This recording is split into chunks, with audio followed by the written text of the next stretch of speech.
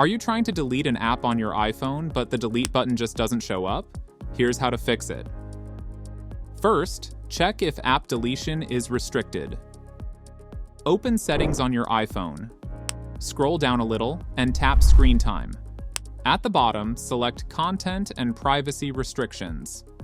Now, if this option is turned on, tap on iTunes and App Store purchases. Then select Deleting Apps, and make sure it's set to Allow. Now, if you try to delete an app, you can see the Delete App option. Second, some apps are system apps. Some built-in Apple apps like Camera and App Store cannot be removed completely. All you can do is remove them from the home screen. Third, delete apps through iPhone settings. For this, go to Settings. Scroll down a bit and tap General, then select iPhone Storage.